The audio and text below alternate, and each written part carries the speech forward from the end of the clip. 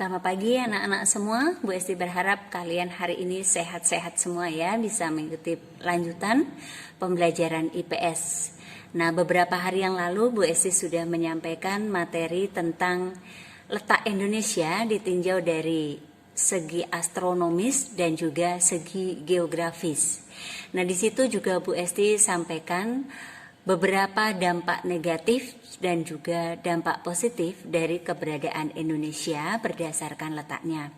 Nah, untuk hari ini Bu Esti akan memberikan video pembelajaran berkaitan dengan pembuatan mind mapping berdasarkan materi yang sudah kalian dapatkan pada hari yang lalu.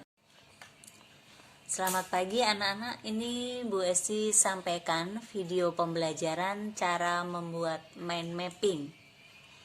Nah, sebelum membuat mind mapping, Ibu akan sampaikan apa itu yang dimaksud dengan mind mapping.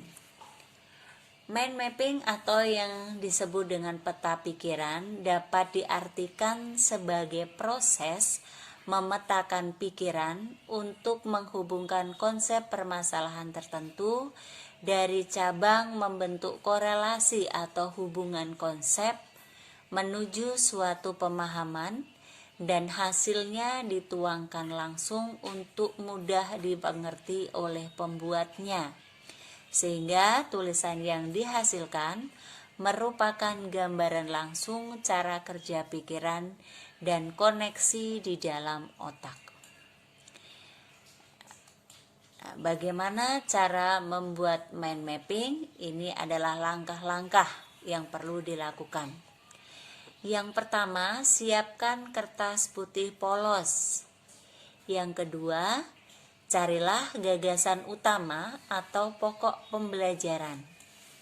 Yang ketiga, tuliskan cabang utama dengan satu kata saja. Tambahkan perincian cabang-cabang.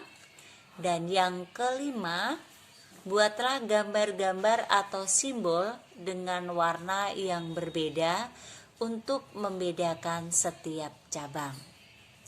Nah, setelah mengenal langkah-langkahnya, Bu Esti akan berikan contoh mind mapping yang sudah jadi.